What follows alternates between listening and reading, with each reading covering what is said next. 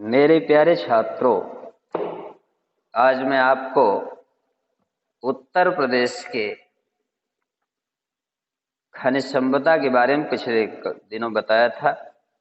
आज मैं उत्तर प्रदेश की कृषि के बारे में आपको बताऊंगा। कल के लेक्चर में मैंने खनिज संपदा के बारे में बताया था। आज उत्तर प्रदेश की कृषि क्या है, यहाँ की फसलें कौन सी होती हैं, इन सब के विषय में आपको बताऊंगा।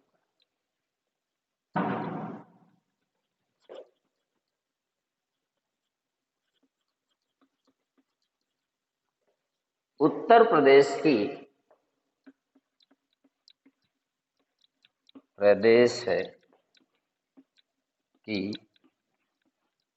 कृषि व्यवस्था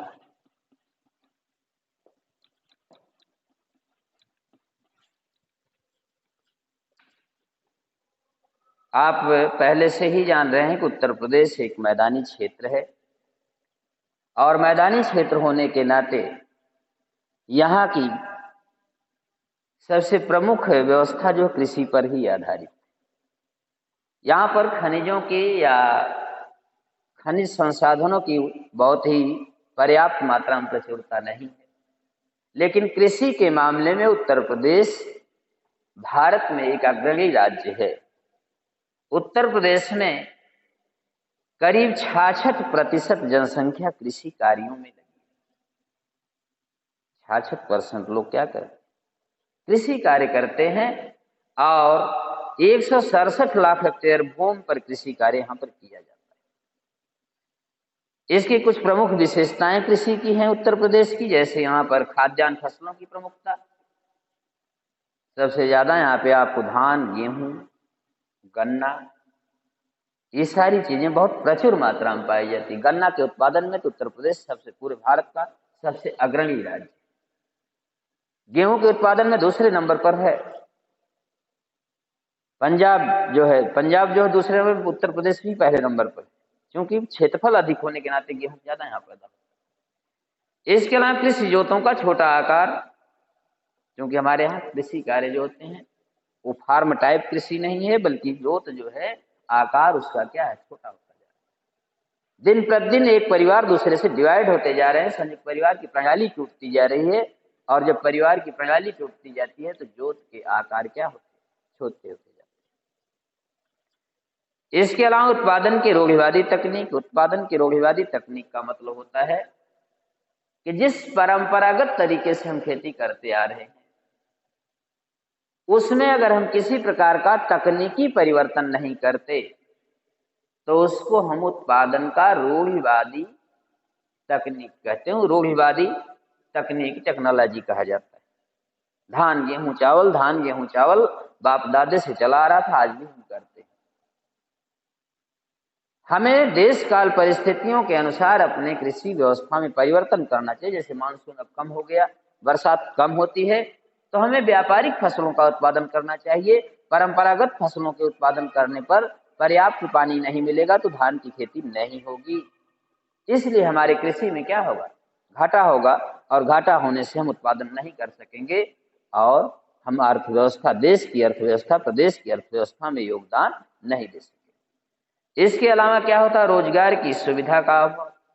क्योंकि परंपरागत कृषि है उसमें रोजगार अधिक से अधिक हम उपलब्ध नहीं करा सकते, इसलिए रोजगार की सुविधाओं का भी अभाव पाया जाता है। बहुप्रकारीय खेती की प्रधानता, आपने देखा होगा बहुत से लोग एक ही फसल में गन्ना भी बुआई कर देते हैं, सरसों की बुआई कर देते हैं एक ही खेत में। ये क्या है, बहुफसलीय खेती की प्रधानता। समस्याग्रस्त कृषि का स्वरूप, बहुत सी समस्याएं हमारे देश में कृषि के स्वरूप में। आपको समय से खाद, बीज, पानी की उपलब्धता नहीं हो पाती। आपको जो सब्सिडी मिलनी चाहिए वो नहीं मिल पाती। ओला वृष्टि इत्यादि से अगर आपकी कृषि नष्ट हो जाती है तो उसका जो अनुदान मिलना चाहिए वो नहीं मिल पाता। ये क्या है, ये सारी चीजें हैं जो समस्याग्रस्त है। मानसून पर निर्भरता सबसे प्रमुख बातें। मैंने बताया था कि हमारे देश की जलवायु भी क्या है, मानसून। अगर हमारे उत्तर प्रदेश में, हमारे देश में मानसून अगर समय से नहीं आता तो हमारी कृषि क्या हो जाती है, प्रभावित हो जाती है। आज पर्यावरणीय उथल पुथल के कारण, ग्लोबल वार्मिंग के कारण आज हमारे देश में मानसून की स्थिति ठीक नहीं तो 20 वर्ष पहले का जब हम देखते हैं तो राइट एकदम 21 जून को मानसून आ जाता था और बरसात झमाझम शुरू हो जाती थी। लेकिन आज हम जुलाई में भी सूखाग्रस्त रहते हैं। जिस जुलाई में पूरा पानी भरा होना चाहिए खेतों में, उस जुलाई में सूखे का हम मार झेलते। इसका मानसून पूरी तरह से हमारे देश में आ नहीं पाता और इस कारण से ऐसी स्थिति में भी हम क्या करते हैं, कृषि कार्य को करने में अक्षम अपने को पाते। जैसे यहाँ पर फसलों के विषय में दिया गया है, दूसरा शुरू हो गया। यहाँ पर फसलों के विषय में कि उत्तर प्रदेश में कौन सी प्रमुख फसलें पाई जाती हैं, तो यहाँ पर प्रमुख रूप से 3 प्रकार की फसलें पाई जाती हैं। पहला है रबी की फसल,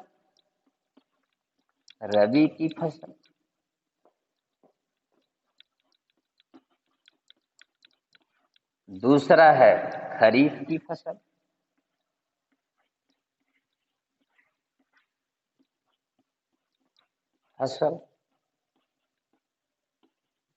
और तीसरा है जायद की फसल।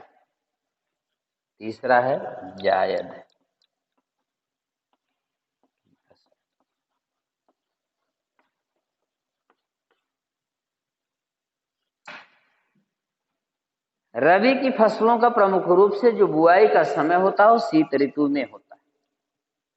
शीत ऋतु में रबी की फसलें बोई जाती हैं करीब अक्टूबर से लेकर के दिसंबर के मध्य तक,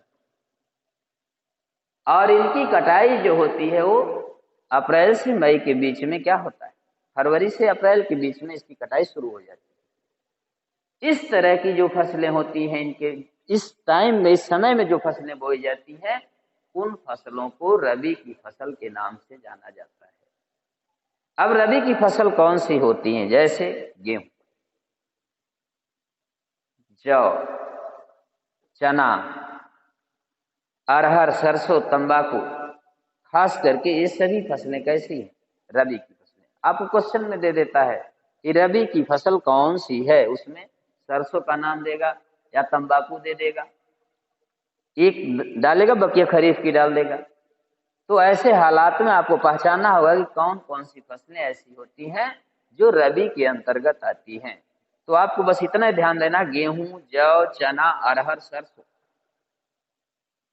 तंबाकू में सुरती वाला खेती जो की जाती है उसको भी प्रमुख रूप से आप किस में जोड़ते हैं, रबी की फसलों में ही जोड़ते हैं। इसी तरह से गेहूं आप देखिए किन किन क्षेत्रों में हमारे बोए जाते हैं। यहाँ पर 24% भाग कृषि जो है उत्तर प्रदेश में गेहूं की जाती है, और पर्वतीय तथा पठारी भागों में गेहूं नहीं बोया जाता आप उत्तर प्रदेश में। ऐसे ही जौ जो है उत्पादन कहाँ पर, वाराणसी, आजमगढ़, जौनपुर इत्यादि क्षेत्रों में होता है, हमारे उत्तर प्रदेश के लगभग सभी क्षेत्रों में होता है। चना भी आपके ये जो पठारी क्षेत्र आपके हैं, बाराबंकी, जालौन, फतेहपुर, इधर क्या ना प्रतापगढ़, इलाहाबाद, झांसी, बुंदेलखंड, ललितपुर, क्योंकि ये सभी फसलें जो चना वाली होती है इनको कम पानी की आवश्यकता होती है, और चूंकि बुंदेलखंड इलाका अधिक से अधिक सूखाग्रस्त रहता है, इसलिए वहां पर ज्यादा करके बाजरा, अरहर, चना, मटर की फसलें ज्यादा करके होती है। इसके अलावा सरसों, ये मुख्य रूप से आपके सभी उत्तर प्रदेश के सभी स्थानों पर पाई जाती है, मिर्जापुर से लेकर फैजाबाद, सहारनपुर, बुलंदशहर, गोंडा, बहराइच, सभी जगहों पर सरसों खेती पाई जाती है। तंबाकू आपके उत्तर प्रदेश के वाराणसी, मेरठ, गाजियाबाद, बुलंदशहर, इन सभी क्षेत्रों में होते हैं। इसके बाद आपका ये दूसरा आता है खरीफ की फसल। ये भी क्वेश्चनों में आपसे पूछा जाता है, खरीफ की फसल कौन सी है। खरीफ की फसल के अंतर्गत धान मीन्स चावल जिसको कहते हैं आप, मक्का, गन्ना, कपास, बाजरा, इनको प्रमुख रूप से आपको ध्यान में रखना होगा। हो सकता है क्वेश्चन में खरीफ की फसल का क्वेश्चन पूछ दे, खरीफ निम्न में से कौन खरीफ की फसल है, तो गन्ना दे दे, बकिया जो आपको गेहूं, सरसों, चना, मटर दे दे। तो गन्ना आपके दिमाग में होना चाहिए और आप उसको खरीफ के फसल के तहत मेंशन करेंगे। इसलिए आपको इसमें गन्ना में उत्तर प्रदेश, हो सकता है भी क्वेश्चन आ जाए कि उत्तर प्रदेश का गन्ना के उत्पादन में कौन सा स्थान, तो पहला फर्स्ट, सबसे ज्यादा चीनी उत्पादन अगर कहीं किया जाता है गन्ने से, तो उत्तर प्रदेश में किया जाता है। ऐसे ही आपकी एक तीसरी फसल आती है जायद की फसल। ये जो जायद, ये कब बोई जाती है, इसमें भी क्वेश्चन पूछे जाते हैं। इसलिए फसलों का ध्यान तो आपके दिमाग में तीनों रहना चाहिए कि उत्तर प्रदेश में प्रमुख रूप से 3 फसलें, खरीफ की, रबी की और जायद की फसलें बोई जाती है। जायद में देखिए कौन सी आती है, इसकी बुआई आपकी मार्च अप्रैल से होती है और जून जुलाई में कट जाती है। कब होती है, मार्च अप्रैल, और इसकी कटिंग कब होती है, जून और जुलाई। इस प्रकार की फसलें जो होती है मार्च अप्रैल में बुआई होती है, करीब फरवरी से ही शुरू हो जाता है और जून जुलाई के आसपास इनकी कट जाती है। इसके अंतर्गत कौन कौन सी आती हैं, जैसे ककड़ी, खीरा, परवल, लौकी, काशी फल, मूंग, लोबिया आदि। ये ध्यान में रखिएगा आप लोग तीनों कि अगर दे दिया मूंग, लोबिया, सुपर टेट में भी पूछा, टेट में भी पूछा जाता है, लोबिया किस फसल के अंतर्गत आती है, रबी, खरीफ, जायद। तो इन तीनों का जो डिफरेंशिएशन है आपके दिमाग में अच्छी तरह से होना चाहिए।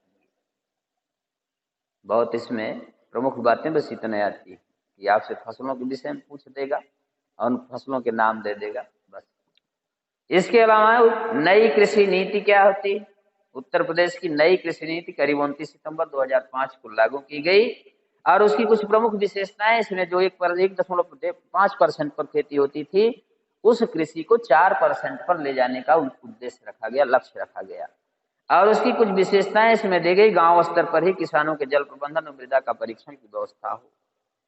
जो उत्तर प्रदेश की नई कृषि व्यवस्था लागू की गई, उसमें व्यवस्था बनाई गई कि गांव के लेवल पर ही किसानों को मृदा परीक्षण की व्यवस्था। मृदा परीक्षण का मतलब कि जब हम कृषि कार्य करते करते उसमें तमाम डीएपी, यूरिया इत्यादि डालते डालते उसके क्षमता को जो है दोहन कर लेते हैं, तो उसकी कृषि की क्षमता समाप्त होने लगती है। ऐसे हालात में उसमें बहुत से पोषक तत्वों की क्या हो जाती है, कमी हो जाती है। और जब पोषक तत्व कम हो जाते हैं तो ऐसी स्थिति में हमें मिट्टी के जांच की जरूरत पड़ती है। और जब जांच होती है तो जांच में पता चलता है कि इस मिट्टी में फला फला पोषक तत्वों की कमी है, इसलिए इसकी जांच करा करके और उसको क्या किया जाए, पूरा किया जाए। जैसे वो पोषक तत्व पूरे होते हैं हमारी फसलें लहलहाने लगती हैं। लेकिन हम परंपरागत आधार पर डीएपी, यूरिया का ही केवल अगर प्रयोग करते रहे तो हमारी फसलें ज्यादा दिनों तक, हमारी कृषि अच्छी नहीं होगी। इसलिए जांच, मृदा परीक्षण केंद्र क्या होने चाहिए, किसानों के गांव पर ही होने चाहिए। खेती उर्वरक क्षमता बढ़ाने के उन्नतशील बीज एवं खाद की उपलब्धता होनी चाहिए। और क्या होना चाहिए, मशीन एवं शोध कृषि विविधीकरण किसानों गांव पर ही उपलब्ध होना चाहिए। जैसे आपको कल्टीवेटर, रोटावेटर इत्यादि जो यंत्र होते हैं वो आपके ब्लॉक स्तर पर ही उपलब्ध होने चाहिए, जिससे कि आसानी से आप वहां पर क्या कर सके, खरीद सकें। इसके अलावा खनिज संपदा में और उत्तर प्रदेश के बॉन्डिंग, अंतर्राष्ट्रीय बाजार हिस्सेदारी, बहुराष्ट्रीय कंपनी किसानों समझौते पर आधार पर खेती करण, जैसे कि जो भी हमारा माल उत्पन्न होता है उसकी बेचने का, खरीदने का, आयात निर्यात करने की भी व्यवस्था मंडियों की भी हमारे आसपास ही होनी चाहिए। पता चला हमने धान पैदा कर लिया, गेहूं पैदा कर लिया, उसको बेचने की व्यवस्था नहीं और बिचौलिया औने पौने दाम पर ही ले लेता है, तो फिर उसका हमें लाभ नहीं मिलेगा। ये सारी व्यवस्थाएं की जानी चाहिए, इसीलिए जगह जगह पर मंडी बनाने की व्यवस्था की गई थी। और उत्तर प्रदेश में सिंचाई की साधन के रूप में जैसे नहर, नलकूप, कुएं, तालाब, इन सभी माध्यमों से सिंचाई की जाती थी। आज तो कुएं और तालाब जो परंपरागत साधन के रूप में है, जबकि नहर, नलकूप ये अत्याधुनिक साधन है जिससे हमारी फसलों की क्या की जाती है, सिंचाई की जाती है। और ये यहीं पर समाप्त होता है। इस तरह से कुछ उत्तर प्रदेश में प्रमुख रूप से आयात निर्यात किए जाते हैं, जैसे कोयले का आयात किया जाता है, दलहन, तिलहन, प्याज इत्यादि का जो हमारे यहाँ से निर्यात होता है, और चूड़ियाँ, कृत्रिम वस्त्र, चमड़े, जूते, चप्पल इत्यादि भी उत्तर प्रदेश से निर्यात किए जाते हैं। और ये आपका यहीं समाप्त होता है। Thank you.